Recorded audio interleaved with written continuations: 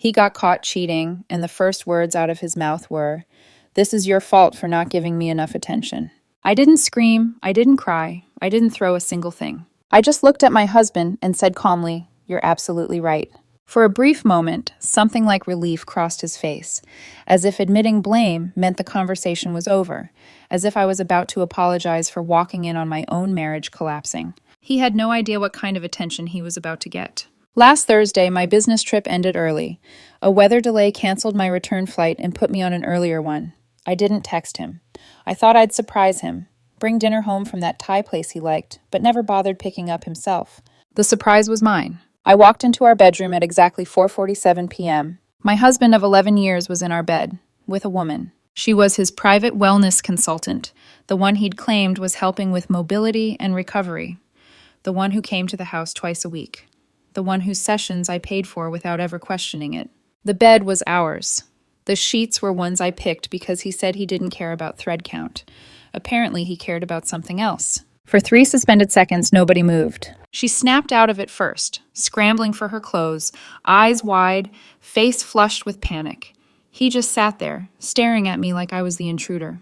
"Get out," I said to her. My voice was steady, detached, like my mind had unplugged from my body and was watching from somewhere far away. She didn't hesitate. I heard the front door slam moments later. Then it was just him and me. 11 years of marriage, 2 kids, thank God they were at his mother's. A home, a life I thought we were building together. He opened his mouth. I expected guilt, fear, something human. Instead, he said, "This is your fault." He said I was distant, said I didn't make him feel wanted, said he needed attention. And in that moment, something inside me went cold, sharp, clear, deliberate. He wanted attention. So I decided to give him all of it, through my attorney, through a locksmith, through legal papers he never saw coming. We had been married for 11 years. We met in the most unremarkable way possible, through mutual friends, at a small gathering where nobody was trying to impress anyone. He was easy to talk to, approachable, comfortable in his own skin, in a quiet way. There was no intensity, no push, no performance. After a few years of chaotic dating, that felt like relief. We started seeing each other casually, and then consistently, without any dramatic turning point. He fit into my life without friction. He didn't challenge my ambitions or question my drive. He adapted. At the time, I mistook that flexibility for partnership. When marriage came up, it wasn't a sweeping proposal or a cinematic moment. It was a practical conversation that unfolded naturally about timing, finances, what made sense. He agreed easily. I said yes because it felt stable, uncomplicated, safe. For a long time, that was enough. When our first child was born, the discussion about work followed the same pattern. My career was expanding. Travel wasn't optional. His job was steady but replaceable, flexible in ways mine wasn't. Staying home seemed logical, efficient. So he did. From the outside, people called us balanced. He stayed home. I worked. It sounded modern, even admirable. The reality was quieter. Stay-at-home dad meant he was present, but not carrying the weight. I still managed the schedules, the meals, the clothes, the appointments, the school emails, the emotional labor. I did it between flights and conference calls, telling myself this was just how partnerships worked when one person was capable of handling more. He handled what was left, drop-offs when reminded, pickups when convenient, playtime, the visible parts that earned praise without requiring planning.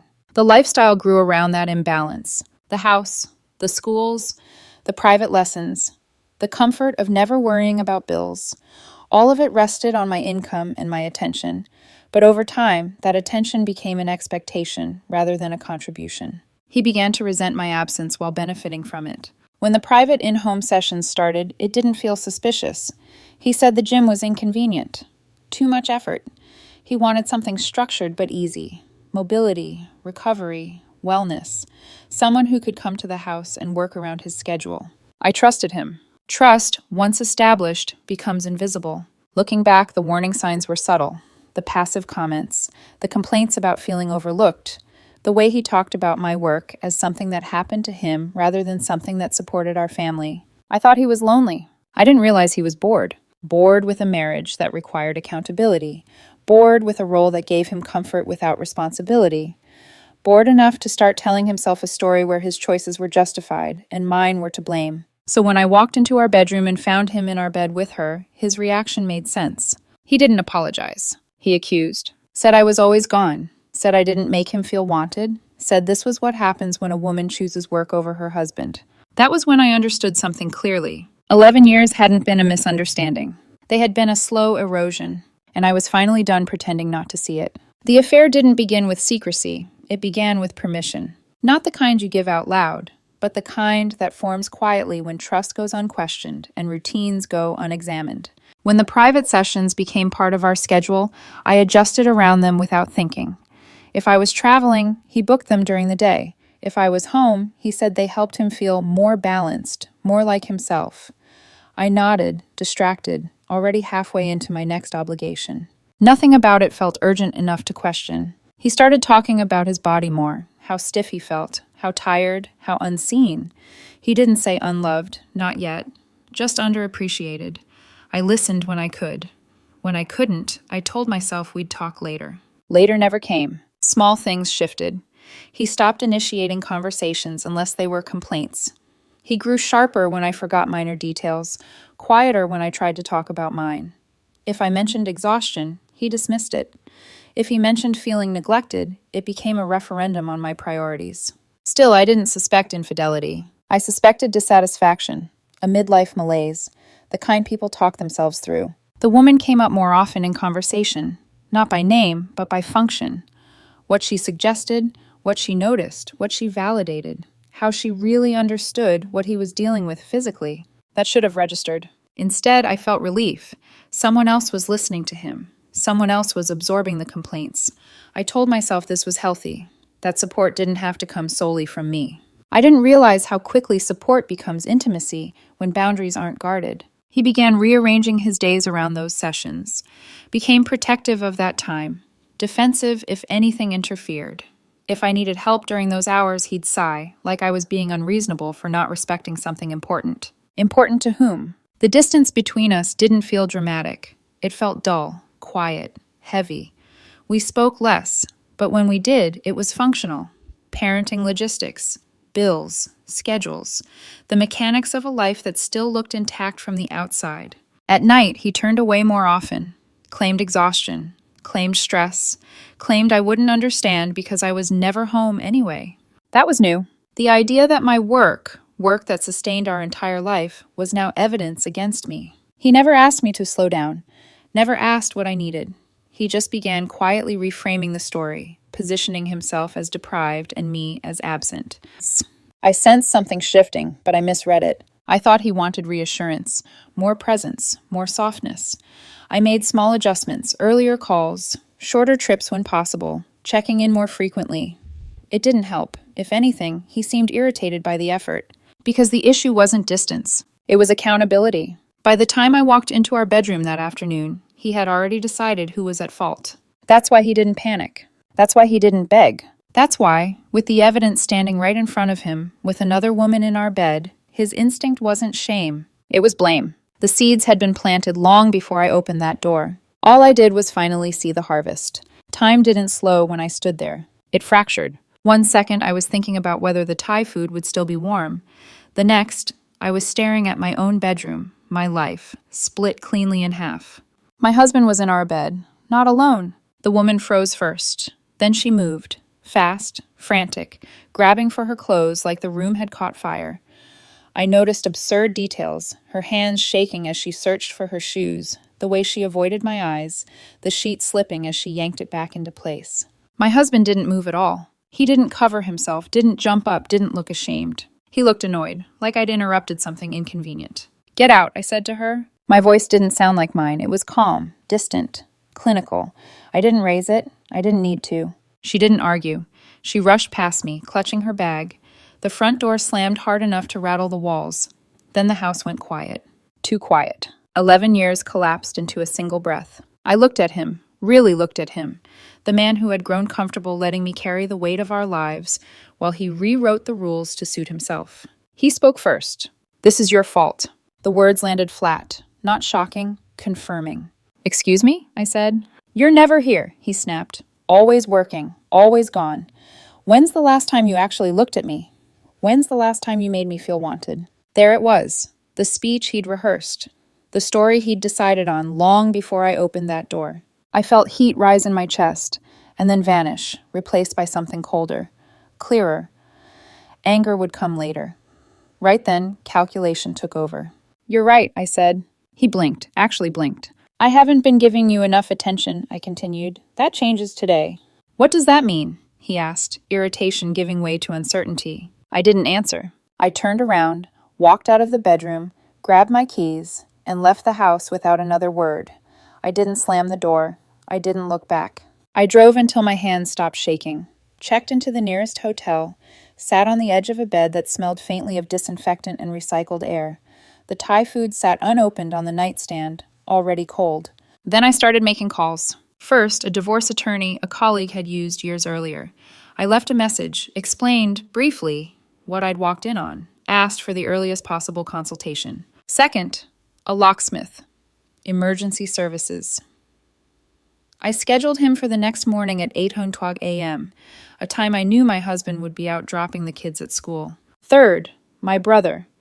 I asked if I could stay with him for a few days while I handled things. He didn't ask questions. He just said yes. After that, I sat there alone and planned. 5 days later, Friday morning at 8:30 a.m., the locksmith arrived. By 8:47, every lock in the house had been changed. New deadbolts, new garage code, everything. $475. Worth every cent. For anyone wondering, yes, I could do this. The house was mine. Purchased before the marriage with inheritance money from my grandmother. His name had never been added to the deed.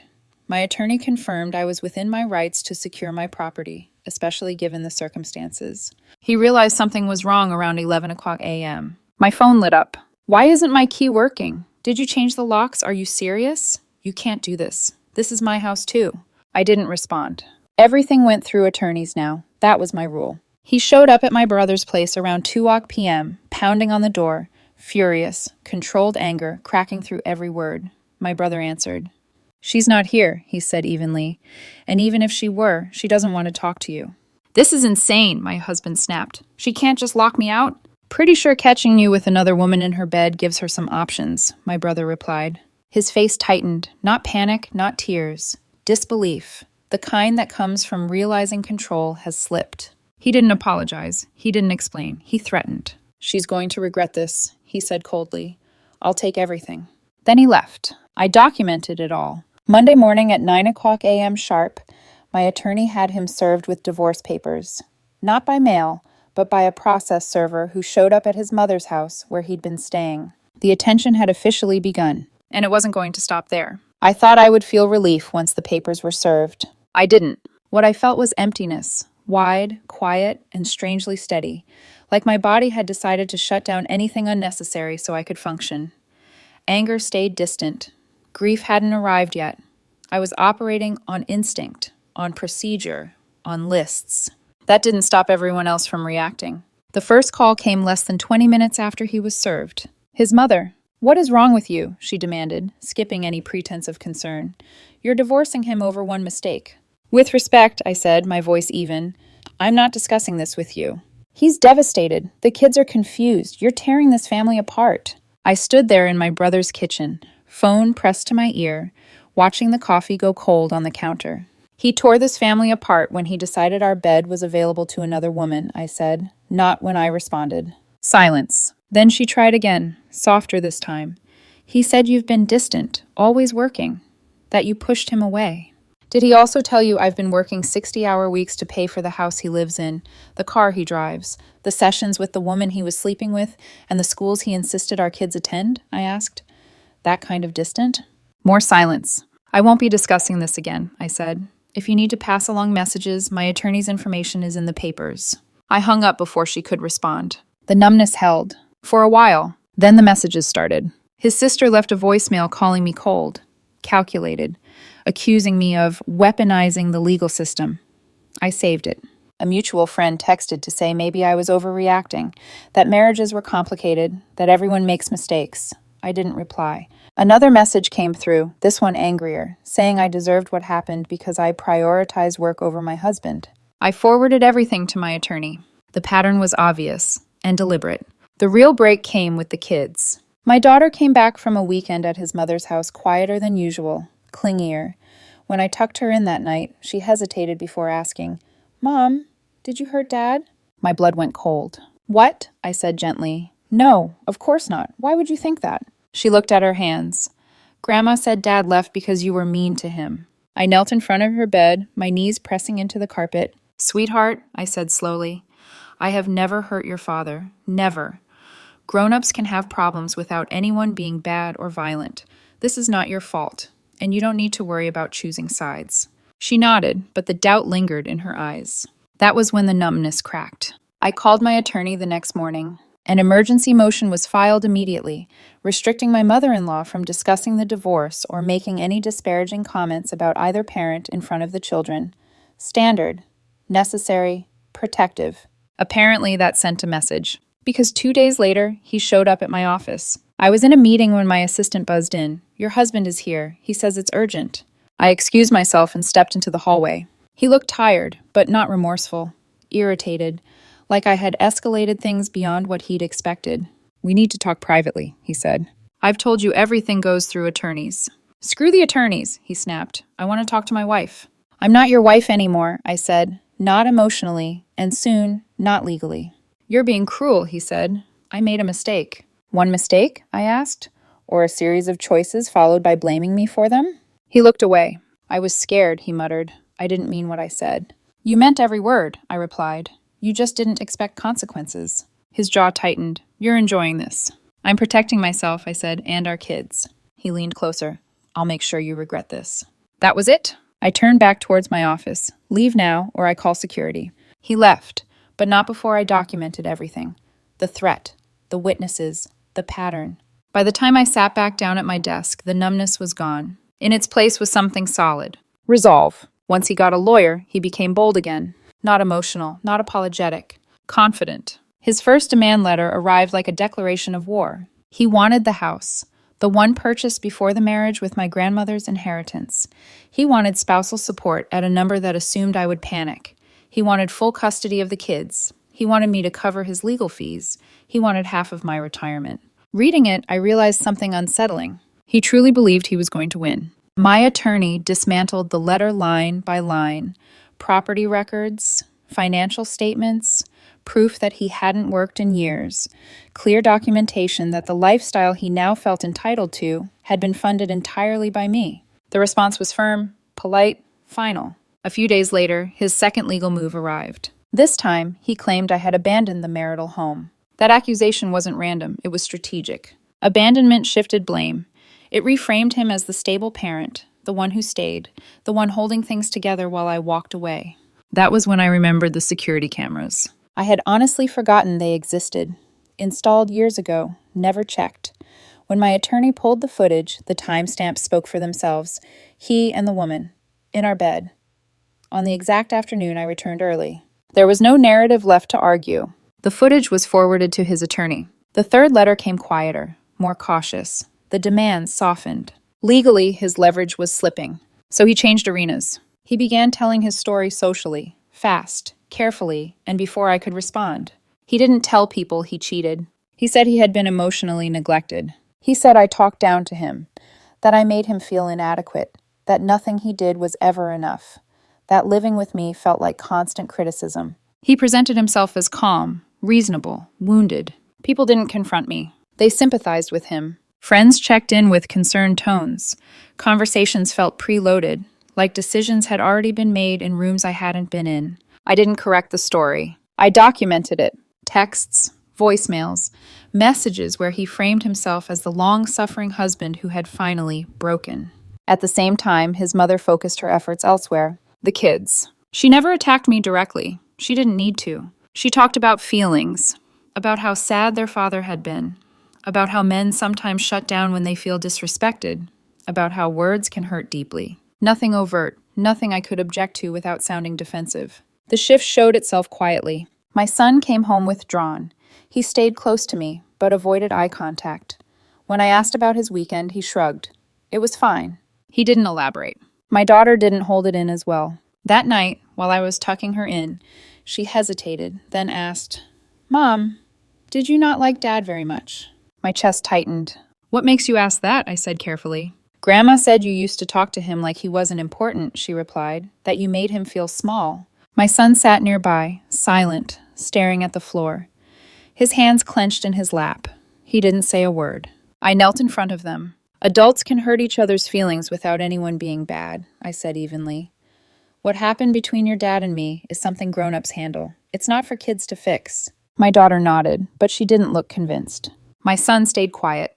That silence stayed with me. The final escalation came directly from him, and it wasn't social this time. It was legal. His attorney filed motions implying I was unstable, overworked, emotionally unavailable, that my career made me less present, less suitable.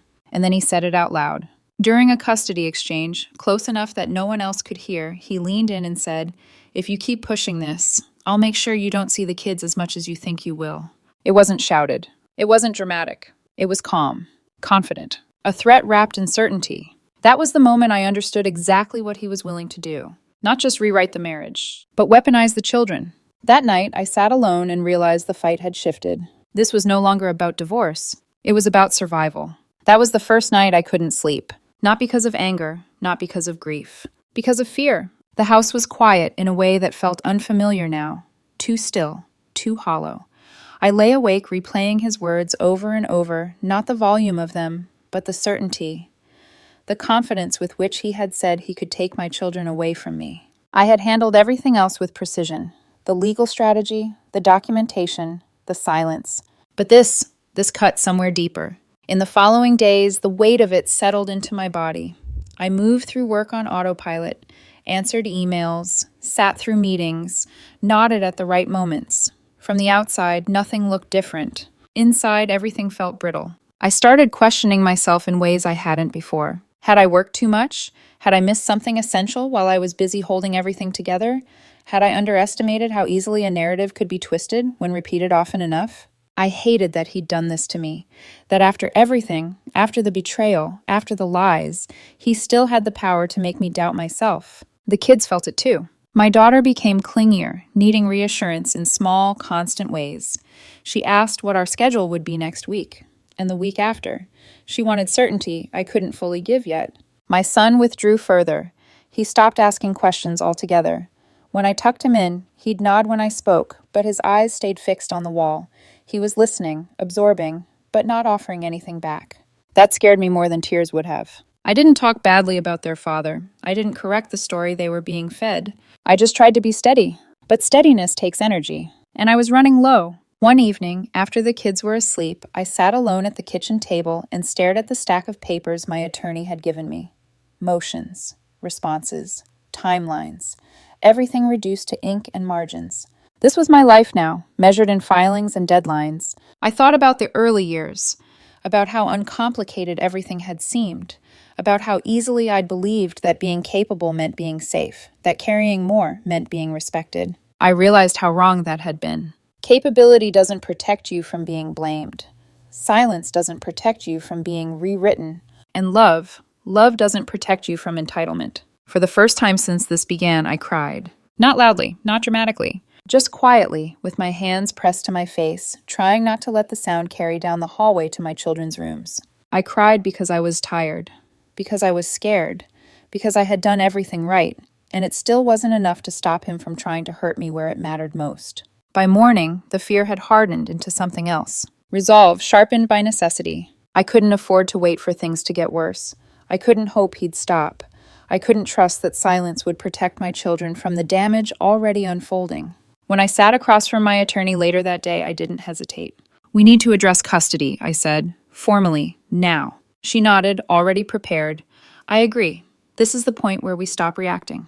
The words settled over me like a line drawn in ink. Stop reacting. Start defending. As I left her office, the world didn't suddenly feel lighter, but it felt clearer, like the fog had burned away, leaving only the road ahead, narrow, difficult, unavoidable. That night, I sat with my children a little longer than usual, listened to their breathing, watched their faces soften as sleep took over.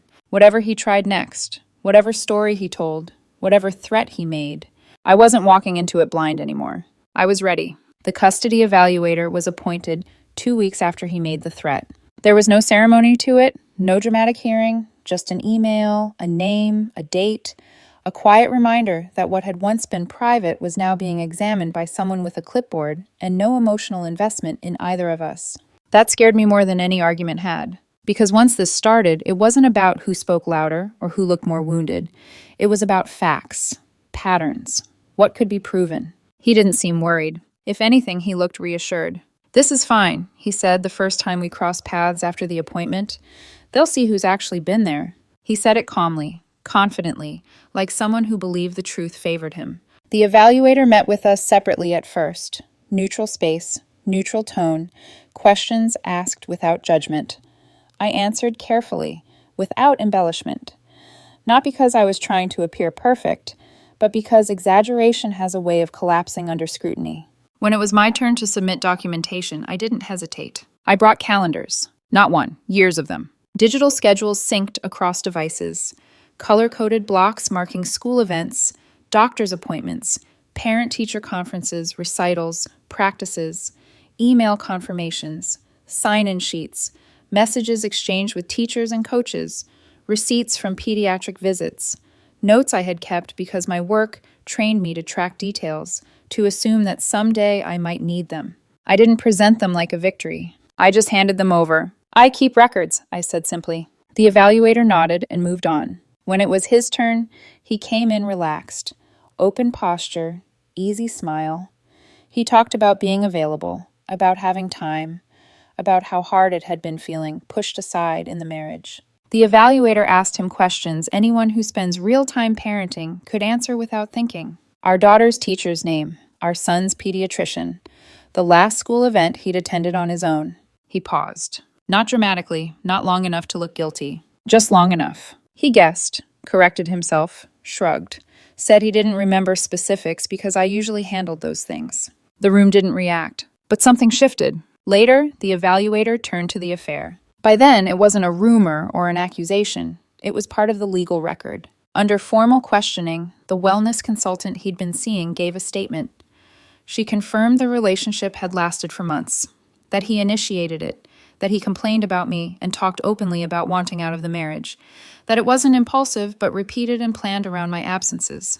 It wasn't dramatic. It didn't need to be, because in a few measured answers, the story he'd been telling, that of a lonely man driven to a single mistake, collapsed completely. This wasn't an accident. It was a pattern. When the evaluator met with the kids, I stayed out of it entirely. I didn't prep them, didn't coach, didn't ask questions afterward. I trusted that their confusion, their silence, their questions would speak for themselves. What mattered was consistency. Over days, then weeks, the tone changed. Subtly, emails became more precise, questions more targeted, less interest in narratives, more in logistics, more in history, more in what had actually happened over time, not what sounded good in the present. He noticed it too. His confidence didn't disappear, but it tightened. The casual certainty faded into something more careful. He stopped making comments about how this would all work out, stopped assuming outcomes out loud. For the first time since I walked into that bedroom, I wasn't reacting. I was responding with evidence. There was no ruling yet, no announcement, no moment of triumph. Just a growing sense that the story he'd been telling couldn't survive sustained attention. And that was the turning point. Not when I felt strong, but when I realized I didn't have to feel anything at all. The truth was doing the work for me. The custody evaluator's report arrived quietly. No dramatic language, no moral judgments, just observations, patterns, conclusions drawn from interviews, records, and consistency over time. My attorney summarized it for me in a few measured sentences, her tone careful, professional. Parental alienation attempts were noted. Inconsistent statements were documented. Third-party interference, specifically from his mother, was included. And most importantly, the evaluator outlined who had actually carried the day-to-day responsibility of parenting. There was no moment where I felt like I'd won, only a long exhale I hadn't realized I'd been holding. The custody decision followed soon after. Primary physical custody went to me. We shared legal decision-making, but the children would live primarily with me. Their routines would stay intact. Their school, their rooms, their friends. He was granted every other weekend and one evening during the week for dinner. It was fair, it was balanced, and it was final. When I heard the terms, I didn't smile, I didn't celebrate, I just felt steady, like the ground under my feet had finally stopped shifting. The financial decisions came next, and those were less gentle. The house stayed with me. The judge agreed it was premarital property, purchased with inheritance money, never commingled, never transferred. His attorney tried to argue contribution, maintenance, effort, presence, but they couldn't produce evidence that held up. He got nothing from the house. Spousal support was harder. Despite the affair, despite the behavior, despite everything that had unfolded, the court awarded transitional alimony, 3 years at $2,800 a month. The reasoning was clinical. Time out of the workforce, need for rehabilitation, temporary support. I didn't agree with it, but I accepted it. Child support followed the standard calculation, about $1,400 a month. I didn't argue that either. That money wasn't about him. It was about the kids. Retirement accounts were divided next, only the portion accumulated during the marriage, split evenly. I watched nearly $89,000 disappear on paper. That one hurt. It wasn't sentimental, it was practical pain, but it was marital property, and the law was the law. By the time the final court date arrived, everything important had already been decided. We sat on opposite sides of the courtroom. He avoided my eyes. His mother sat behind him, her gaze fixed on me, like accusation might still carry weight. It didn't. The judge read the ruling. Efficient. Neutral. My husband's shoulders slumped slightly, not in devastation, but in realization. This was happening, whether he liked it or not.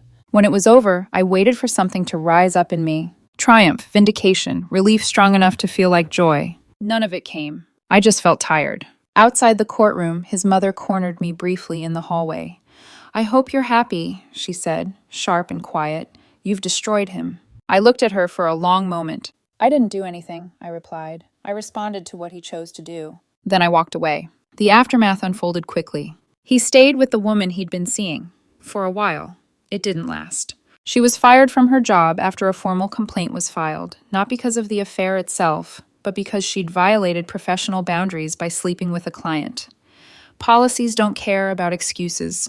He blamed me for that. I didn't lose sleep over it. Within weeks, she moved out. According to mutual acquaintances, the excitement he'd chased didn't include financial strain or a studio apartment. He ended up back at his mother's house, rotating between her place and his sister's. The lifestyle he'd grown accustomed to evaporated.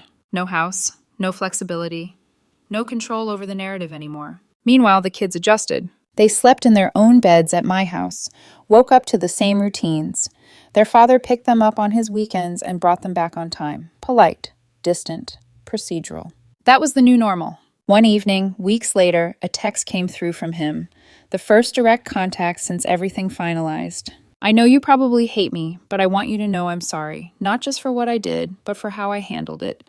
I was wrong to blame you. I'm trying to work on myself." I read it 3 times. Part of me wanted to respond with everything I'd swallowed over the past months. Every lie, every threat, every attempt to use our children as leverage. Instead, I typed 1 sentence. "I hope you mean that for the kids' sake." That was all I had to give. The attention he said he needed, he got it. Just not the kind he expected. Life didn't snap back into place once the paperwork was signed. It settled, slowly, imperfectly. My husband tried living with the woman he'd left our marriage for. It lasted a few weeks, long enough for reality to show up with bills and responsibilities his fantasy didn't cover. When her gym received a formal complaint during the custody proceedings, they investigated. Not because of the affair itself, but because she'd violated professional boundaries by becoming involved with a client.